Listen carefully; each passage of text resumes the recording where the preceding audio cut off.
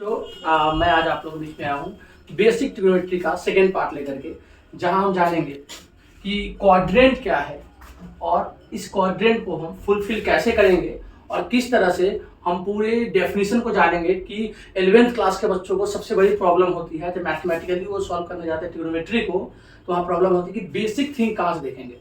सबसे basic thing करने के लिए सबसे पहली बात क्वाड्रेंट को हम कैसे जानेंगे। देखिए, जब भी बात होगी तो पूरा टोटल जो कोई सर्कल होता है वो होता है 360 डिग्री का।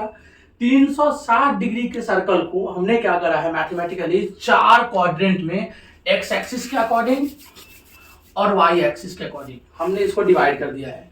जब हमने एक्स एक्सिस वाई एक्सिस लिया तो यहाँ हम लेंगे एक्स डैश और यहाँ हम लेंगे वाई डैश।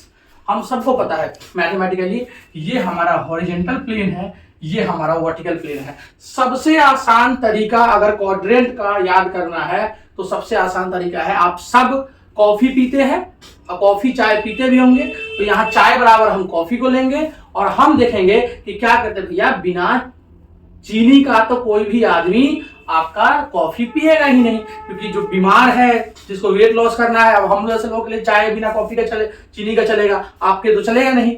तो ऐसे सिचुएशन में आपको करने के लिए सबसे आसान सा लॉजिक है और हम हर एक चीज लॉजिक पर देखेंगे। वो क्या है कि add sugar to coffee, add sugar to coffee. और देखो ऐसे हमने क्यों लिया, क्योंकि इसके लिए हम आपको आगे बताएंगे कि इनिशियल एंगल और टर्मिनल एंगल क्या होता है।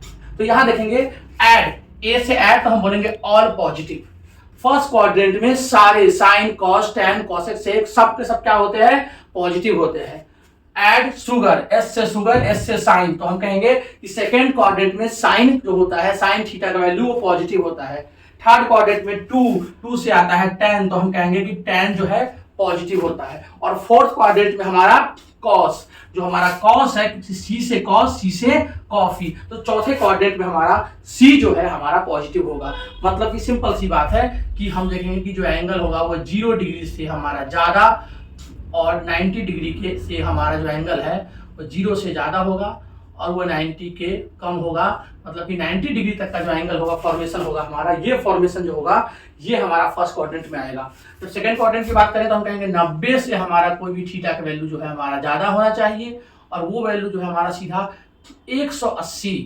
180 के पास होगा, तो वो हो जाएगा सेकेंड क्वाड्रेंट में। देखिए 90 प्लस 90 यहाँ हो जाता है 180, मतलब पूरा का पूरा लाइन जिसकी हम बात कर रहे हैं। तीसरे में जब हम आएंगे तो बोलेंगे 9 9 दूनी 18 9 3 27, तो हम बोलेंगे कि 180 डिग्री से हमारा थीटा का वैल्यू ज्यादा है और 270 डिग्री तक का जो वैल्यू होगा वो कहेंगे कि ये हमारा थर्ड क्वाड्रेंट में हो गया।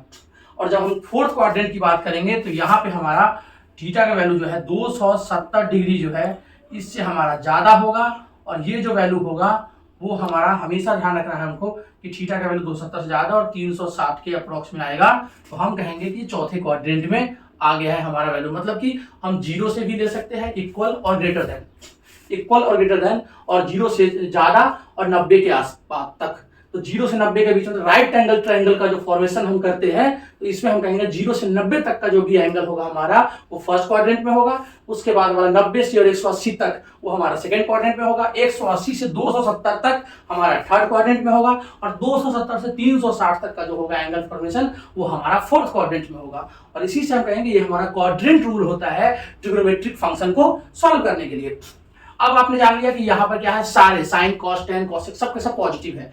यहाँ पे बस साइन पॉजिटिव है, यहाँ पे हम देखेंगे टैन पॉजिटिव है और यहाँ पे हमारा कॉस पॉजिटिव। हम कहेंगे all add sugar to coffee, add sugar to coffee, क्योंकि हम देख रहे हैं ये एंटी क्लॉकवाइज डायरेक्शन में रोटेट कर रहा है।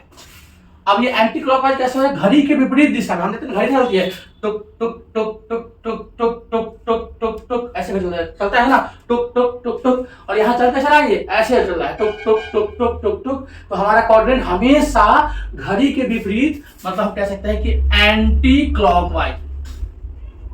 एंटी क्लॉकवाइज डायरेक्शन में हमारा एंगल का फॉर्मेशन होगा जब हम ट्रिग्नोमेट्री को हम सॉल्व करेंगे। दूसरी बात, जब हम एनसीईआरटी को उठाते हैं तो लगता है कि पता नहीं बवंडर उठा रखा है। एनसीईआरटी कुछ नहीं है। एनसीईआरटी सबसे आसान जो रूल है, यहाँ मैंने कुछ रूल्स लिखे हैं, उस रूल्स को फॉलो करेंगे और एनसीईआरटी में हमें कभी प्रॉब्लम नहीं होगा। हम सबको जानना है कि जब भी बात होगी कि 1 डिग्री की, अगर हमें कोई भी चीज अगर डिग्री में है तो मतलब क्या है कि पाई अपॉन में 180 की बात हो रही है। 1 डिग्री मतलब पाई अपॉन में 180, वैसे भी पाई की वैल्यू भी हमारा 180 ही होता है। और अगर हमको उसको डिग्री से रेडियन में करना है कन्वर्ट, डिग्री टू रेडियन, तो हम बोलेंगे पाई अपॉन में 180 से मल्टीप्लाई करेंगे। 1 है तो ऐसे करेंगे, 2 है तो मल्टीप्लाई, 3 है तो मल्टीप्लाई। और अगर हमारा रेडियन से डिग्री में करना है तो यहाँ पे 180 अपॉन में पाई से मल्टीप्लाई करना होगा। बेसिक फॉर्मूला है, अगर डिग्री टू रेडियन है हमारा तो पाई अपॉन में 180, और हमारा रेडियन टू डिग्री है तो 180 अपॉन में पाई। ये बेसिक 2 फॉर्मूले हमें याद रखने हैं। तीसरा फॉर्मूला क्या है कि जहां हम कहेंगे कि कोई भी राइट एंगल ट्रायंगल में, या फिर हम कह सकते हैं राइट एंगल मतलब 90 डिग्री के किसी भी एंगल की जब हम फॉर्मेशन का बात करेंगे, वहां पर 1 डिग्री इक्वल टू होता है 60 minute. 1 degree is equal to 60 minute, और हम कह सकते हैं 1 मिनट इक्वल टू 60 सेकेंड। तो जब किसी नंबर पे 1 होगा ना, ऐसे लिखा हुआ छोटा सा एरो लिया हुआ लाइन दिया हुआ, तो हम कहेंगे कि ये बात हो रही है मिनट की बात हो रही है। और जब यहाँ पे 2 होगा तो हम कहेंगे सेकंड की बात हो रही है। जहां वहां पे सी होगा तो कहेंगे रेडियन की बात हो रही है। और जहां यहाँ पे डॉट होगा तो कहेंगे कि ये डिग्री की बात हो रही है। तो ये 4 फॉर्मूले आपको और ध्यान रखना है।